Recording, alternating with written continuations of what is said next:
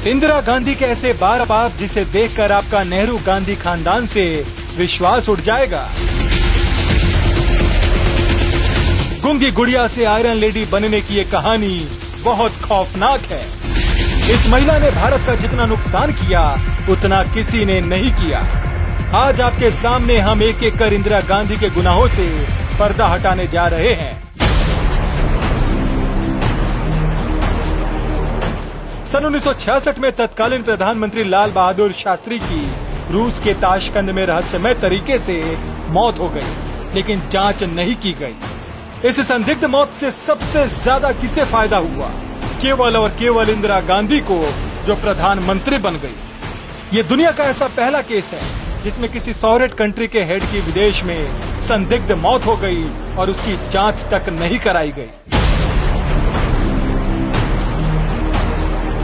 7 नवंबर 1966 को करपात्री महाराज के नेतृत्व में हजारों गौ रक्षकों ने गौ हत्या पर पाबंदी लगाने की मांग को लेकर दिल्ली कूच किया, लेकिन इंदिरा सरकार ने संसद के बाहर शांतिपूर्ण प्रदर्शन कर रहे गौ रक्षकों पर गोलियां चलवा दी। इस नरसंहार में सरकारी रिपोर्ट के अनुसार 250 सन्यासी मारे गए और अनौपचारिक आंकड़े कहते हैं कि 5000 संतों ने अपना जीवन खो दिया।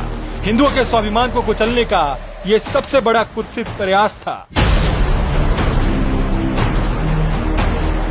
1969 में मोरारजी देसाई के नेतृत्व में कांग्रेस के दिग्गज नेताओं ने इंदिरा गांधी के तनाशाह रवैये से तंग आकर पार्टी छोड़ने का फैसला किया, जिससे इंदिरा सरकार अल्पमत में आ गई और उनके पास 220 सांसद ही बच गए।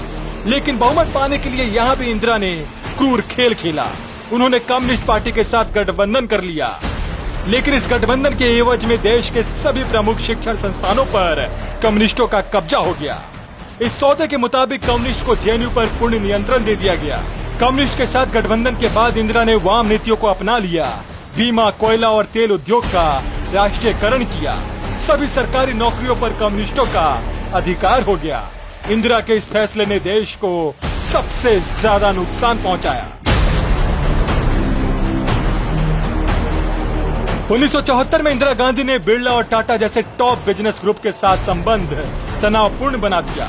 वो इसी साल the foreign exchange regulatory act लेकर आई, जिसकी वजह से विदेशी शेयर 40% से अधिक नहीं हो सकता था। इस बिल के कारण कई मल्टीनेशनल कंपनियां जैसे शेल, IBM, कोका कोला ने बाहर निकलने का फैसला किया। कम्युनिस्ट के साथ गठबंधन होने के बाद बंगाल में नक्सल गतिविधियों में इजाफा होने लगा। इंदिरा गांधी ने उग्रवाद को उचित ठहराते हुए कहा कि ये युवा बुद्धिजीवी हैं, जो नौकरियों की कमी के कारण हिंसक हो रहे हैं। ये ठीक वैसा ही है जैसा आज राहुल गांधी कन्हैया के साथ और प्रियंका गांधी रावण के साथ कर रहे हैं।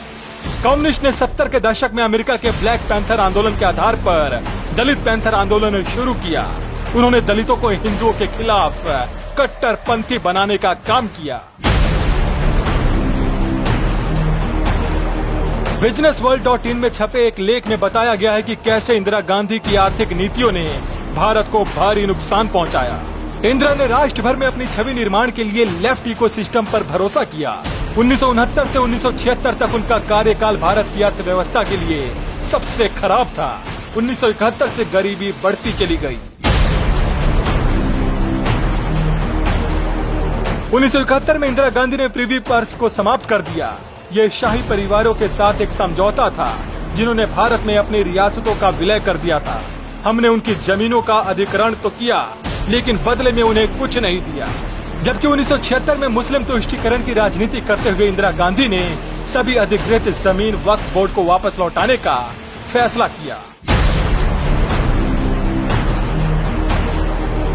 1971 के युद्ध में जीत के लिए इंदिरा गांधी को आयरन लेडी कहा जाता है, लेकिन वास्तव में इस जीत के असली नायक भारतीय सेना के तत्कालीन अध्यक्ष सैम मानेकशॉ थे, जिन्होंने अप्रैल 1971 में युद्ध से इनकार करते हुए कहा था कि सेना को तैयार होने के लिए समय की आवश्यकता है, और दिसंबर 1971 में उन्होंने जीत का वादा किया था।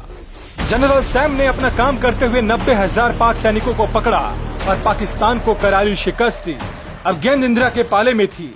वे 1972 के शिमला समझौते के तहत कश्मीर मुद्दे को आसानी से सुलझा सकती थी, लेकिन उन्होंने LOC पर सहमति जताते हुए इसे और भी खराब कर दिया।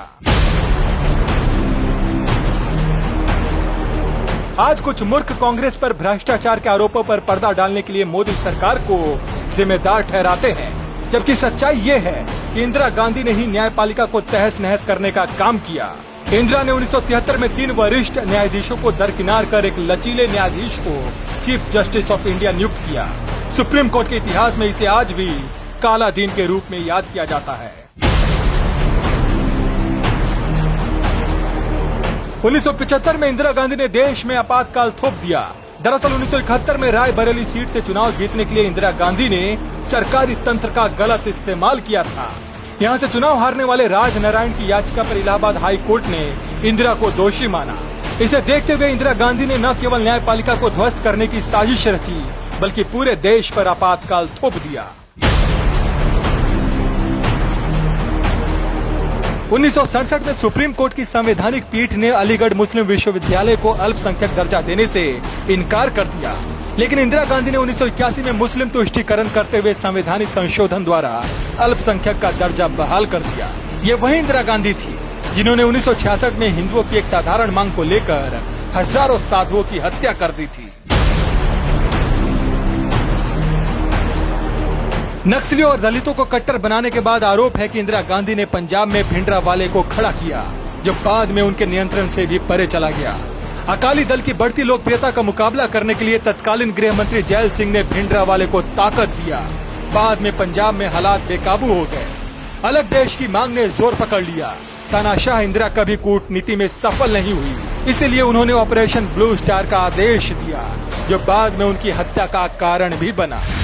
अगर आप राजनीतिक जीवन में इंदिरा गांधी द्वारा लिए फैसलों को गहराई से देखेंगे तो उनमें से अधिकांश फैसले तानाशाही से भरे कठोर और हिंदू विरोधी रहे हैं। ऐसे में ये बात कहने में कोई संकोच नहीं कि आज हम सभी इंदिरा गांधी के पापों की कीमत चुका रहे हैं।